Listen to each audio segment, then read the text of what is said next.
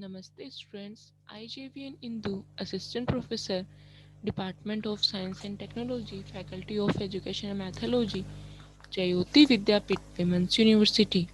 Today I will discuss Norton's theorem. So let's start. Firstly, see the statement of Norton's theorem. According to the Norton's theorem, any linear bilateral network, irrespective of its complexities, can be reduced into a Norton's equivalent circuit having a Norton's short circuit current IN in parallel with Norton's equivalent resistance Rn in parallel with load resistor RL.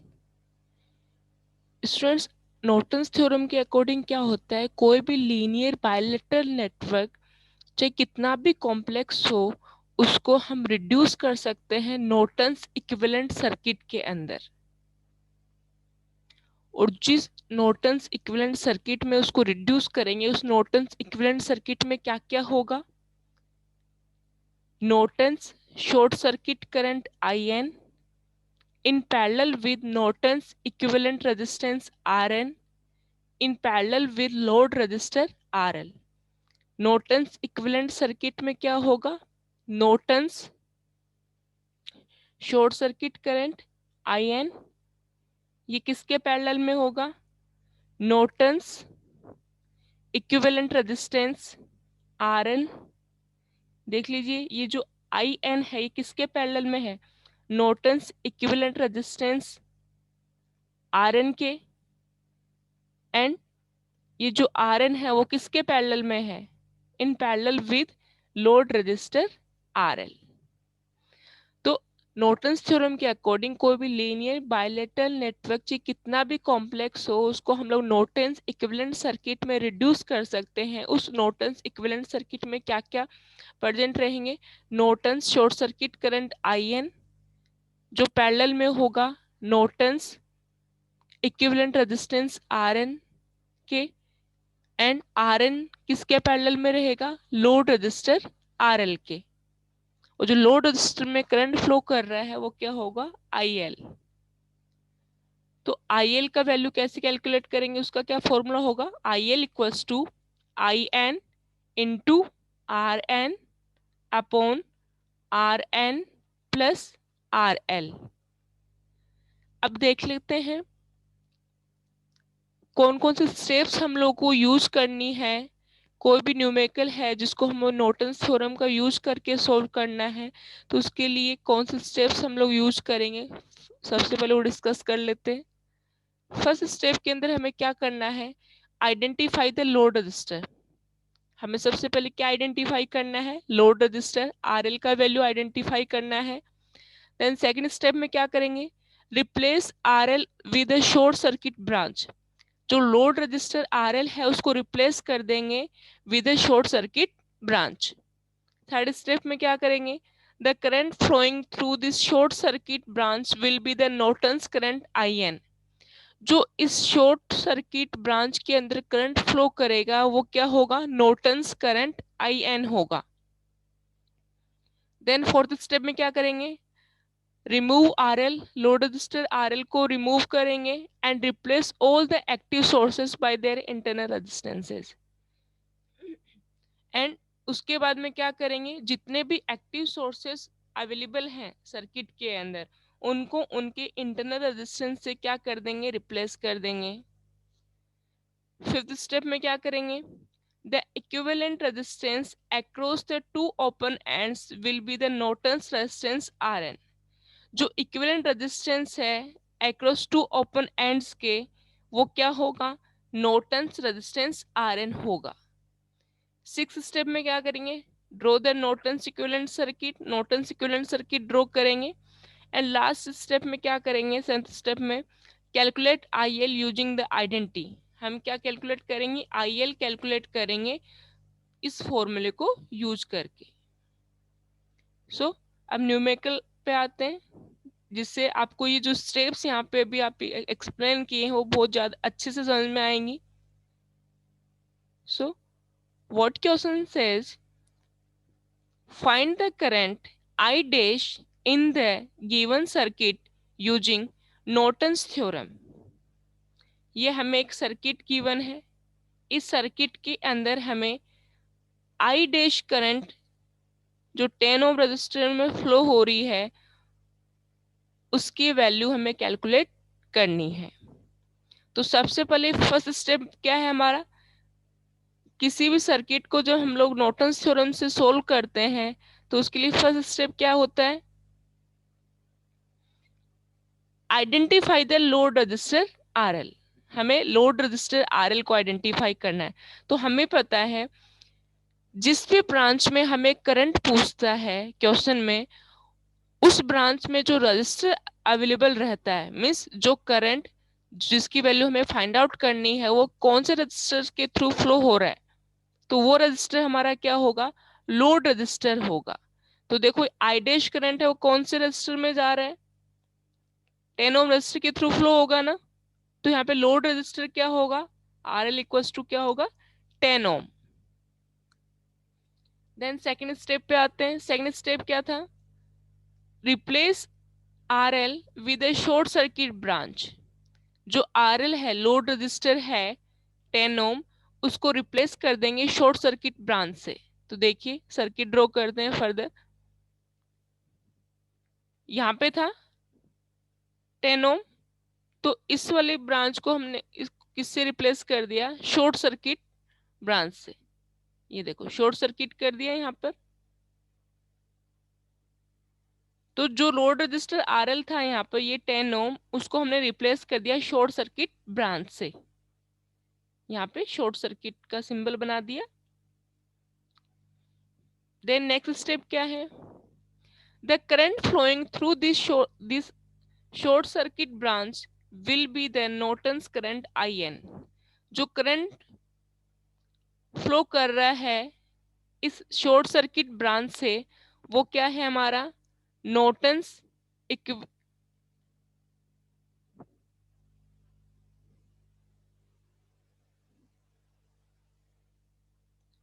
ये हमारा क्या है, ये load register RL को हमने remove short circuit branch से replace किया था, यहाँ पे शॉर्ट सर्किट कर दिया। अब इस शॉर्ट सर्किट ब्रांच से जो करंट फ्लो कर रहा है वो क्या है, हमारा नॉर्टन्स करंट है आई एन। अब देखिए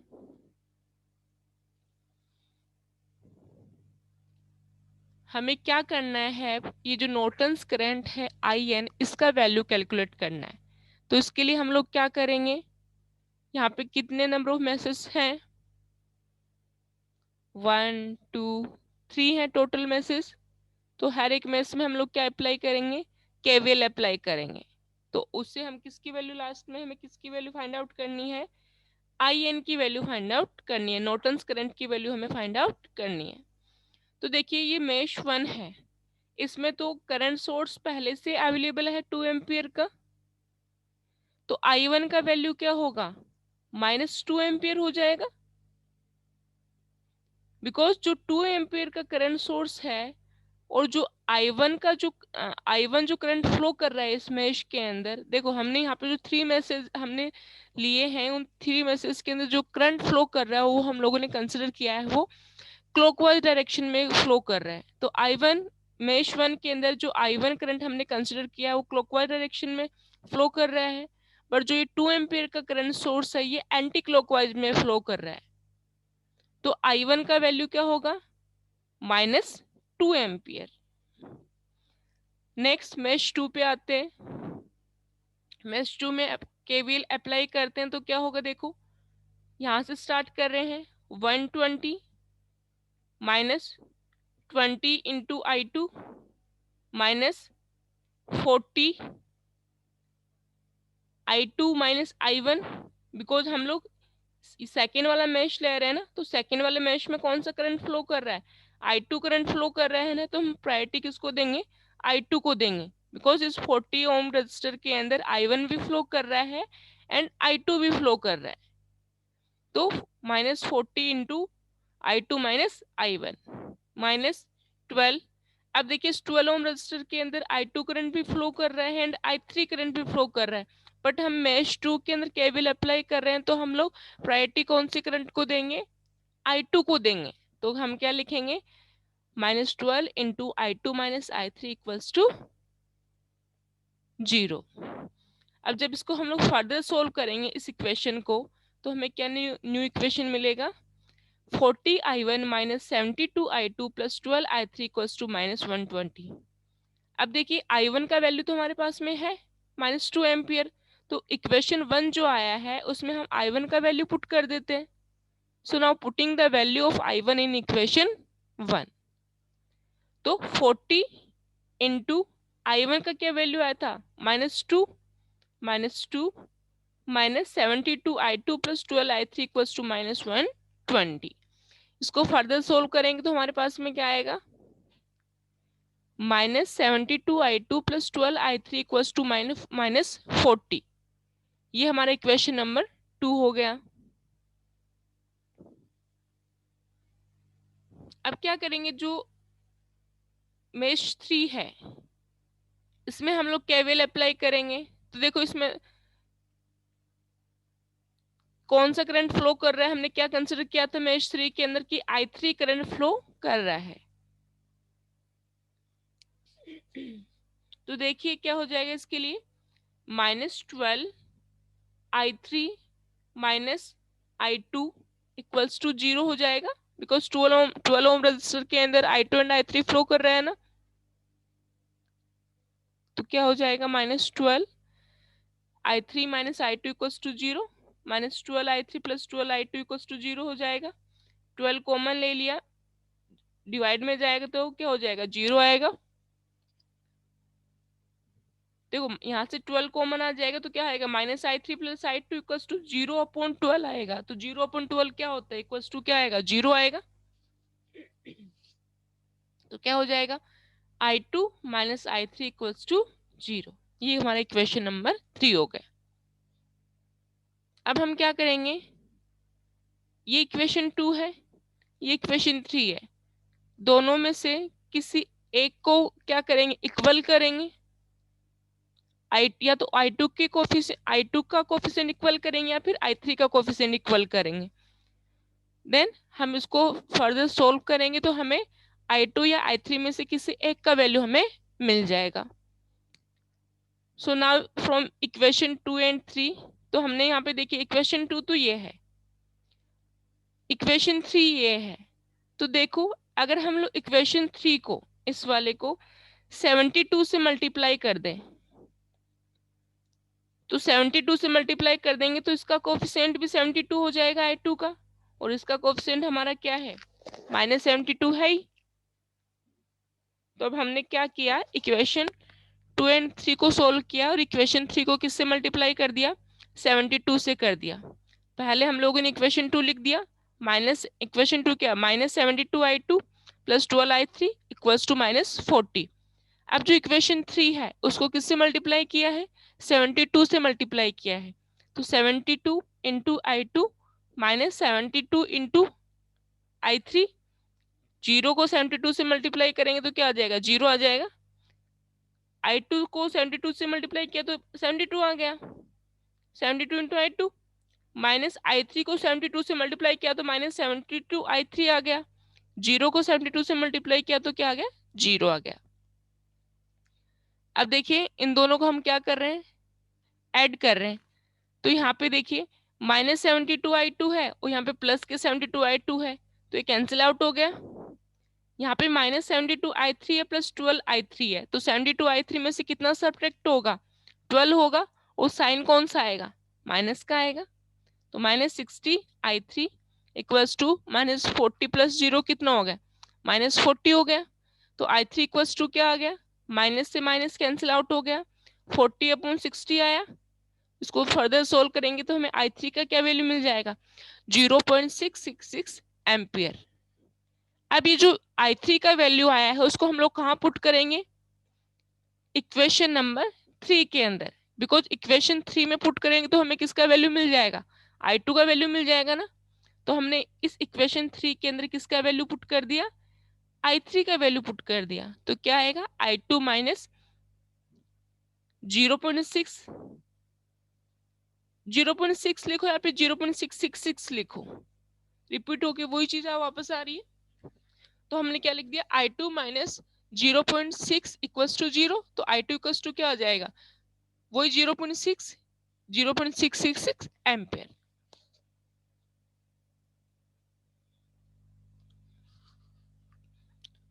अब देखिए इसके अंदर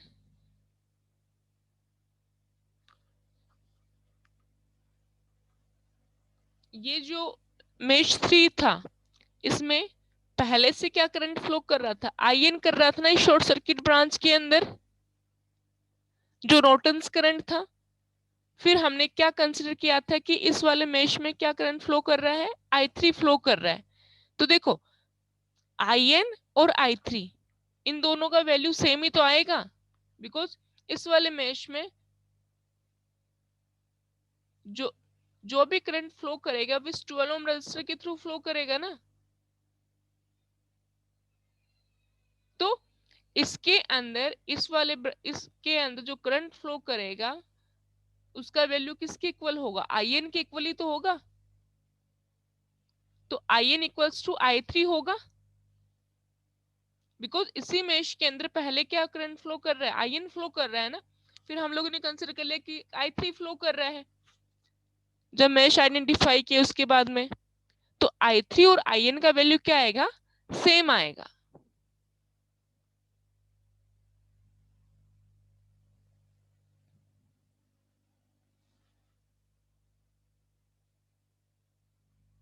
तो IN इक्वल्स टू क्या लिख सकते हैं, I3 लिख सकते हैं, और I3 का क्या वैल्यू आया था, 0.666 एम्पियर। अब नेक्स्ट स्टेप क्या था, आई नॉर्टन्स करंट IN का वैल्यू तो हम लोगों को मिल गया। Remove RL and replace all the active sources bye their internal resistances.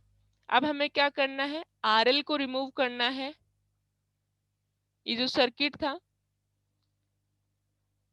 इसमें RL को रिमूव करेंगे, 10 ओम रजिस्टर को रिमूव करेंगे, एंड जितने भी एक्टिव सोर्सेस इसमें अवेलेबल है उनको उनके इंटरनल रेजिस्टेंस से रिप्लेस कर देंगे। तो यहाँ पे 120 वोल्ट का वोल्टेज सोर्स अवेलेबल है, 2 एम्पियर का करंट सोर्स अवेलेबल है। हम लोगों को पता है जो वन वोल्टेज सोर्स होता है उसका जो इंटरनल रेजिस्टेंस होता है वो कितना होता है, 0 ओम होता है। तो उसको हम लोग क्या कर देंगे, शॉर्ट सर्किट से रिप्लेस कर देंगे। और जो करंट सोर्स होता है उसका इंटरनल रेजिस्टेंस कितना होता है, इनफाइनाइट होता है। तो उसको हम लोग क्या कर देंगे, ओपन सर्किट से रिप्लेस कर देंगे। तो नेक्स्ट स्टेप में हम क्या कर रहे हैं, 10 ओम का जो लोड रजिस्टर है सबसे पहले तो उसको रिमूव कर रहे हैं। तो देखिए यहाँ पे 10 ओम का रजिस्टर था, उसको हम लोग ने रिमूव कर दिया, तो 2 ओपन एंड्स हमें मिल गए। यहाँ पे वोल्टेज सोर्स था, उस वोल्टेज सोर्स को हम लोग ने शॉर्ट सर्किट कर दिया। यहाँ पे 2 एम्पियर का करंट सोर्स था, तो वो ओपन सर्किट हो जाएगा, बिकॉज उसका इंटरनल रेजिस्टेंस इनफाइनाइट होता है। तो हम इनफाइनाइट को किससे शो कर रहे हैं, ओपन सर्किट से। और यहाँ पे वोल्टेज सोर्स जो था उसका इंटरनल रेजिस्टेंस क्या होता है, 0 ओम होता है, तो उसको हम शॉर्ट सर्किट से रिप्लेस कर देते हैं। अब देखिए नेक्स्ट स्टेप क्या है,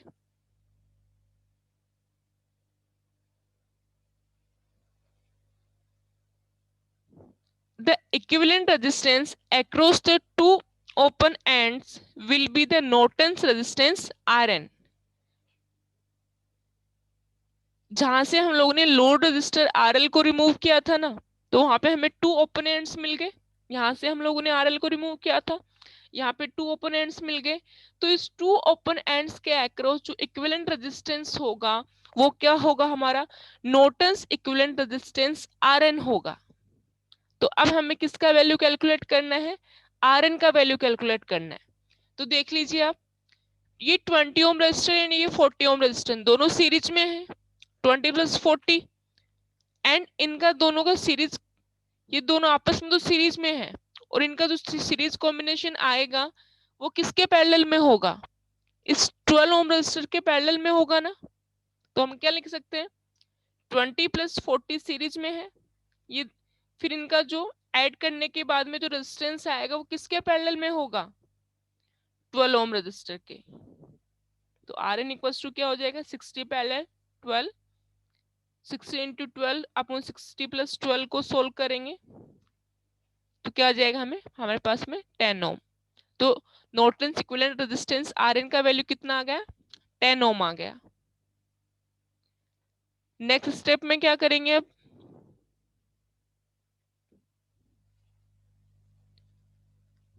draw the Norton's equivalent circuit, Norton's equivalent circuit draw करेंगे।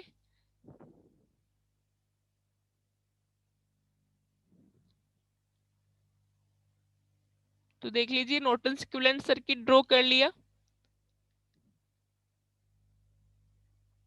अब क्या करेंगे,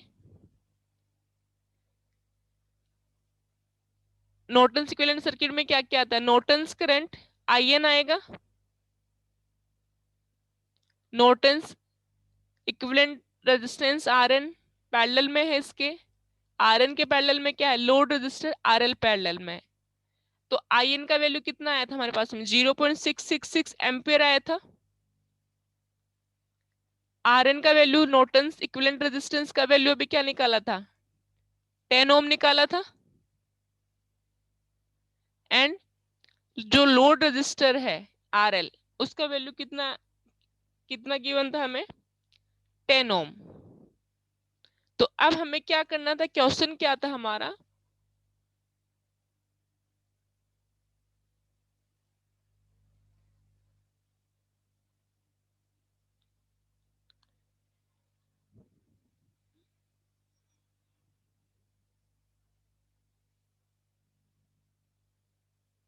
find the current I dash in the given circuit. हमें I डैश का वैल्यू फाइंड आउट करना था, और ये जो I डैश है वो लोड रजिस्टर, जो लोड रजिस्टर है जो 10 ओम उसके थ्रू फ्लो हो रहा है ना, तो I डैश का वैल्यू क्या होगा, जो 7th स्टेप है ना हमारा equivalent circuit, Norton's equivalent circuit draw करने के बाद में 7th स्टेप में हमें क्या करना होता है, कैलकुलेट करना होता है IL load current using the identity, इस फॉर्मूले को यूज करके IN × RN / RN + RL का यूज करके। तो I डैश का क्या वैल्यू होगा, 10 ओम रजिस्टर जो है लोड रजिस्टर जो उसमें से कौन सा करंट फ्लो हो रहा है I डैश फ्लो हो रहा है ना, तो उसका वैल्यू क्या आ जाएगा,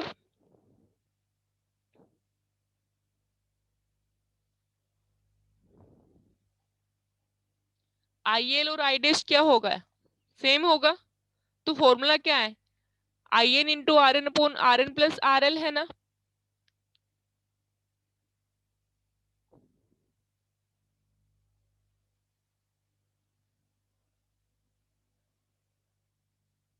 तो देखो ये नॉर्टन इक्विवेलेंट सर्किट हम लोग ने ड्रॉ कर लिया। अब आपको वैल्यू कैलकुलेट करनी है, किसकी वैल्यू कैलकुलेट करनी है, यहाँ पे जो लोड करंट में IL फ्लो कर रहा है, तो हमारे क्वेश्चन में क्या है यहाँ पे जो लोड रजिस्टर है उसमें I डैश फ्लो कर रहा है, तो उसको हम I डैश कंसिडर कर लेंगे। देन I डैश के इक्वल जो फॉर्मूला है हमारा, फॉर्मूला क्या होगा IN × RN / RN + RL। तो आपके पास में IN का वैल्यू भी गिवन है, RN का वैल्यू भी गिवन है, RN का वैल्यू भी गिवन है, RL का वैल्यू भी गिवन है। तो आप इजीली क्या फाइंड आउट कर सकते हैं I डैश का वैल्यू फाइंड आउट कर सकते हैं ना। तो ये आपका टास्क है, आपको क्या करना है अब I डैश का वैल्यू फाइंड आउट करना है। आप वैल्यू फाइंड आउट कीजिएगा और आपका जो आंसर आ रहा है उसको कमेंट सेक्शन में लिखिएगा। So I hope you are satisfied with my today's digital session. If you have any query, please mention in the comment section and I will resolve it on the live session. Thank you.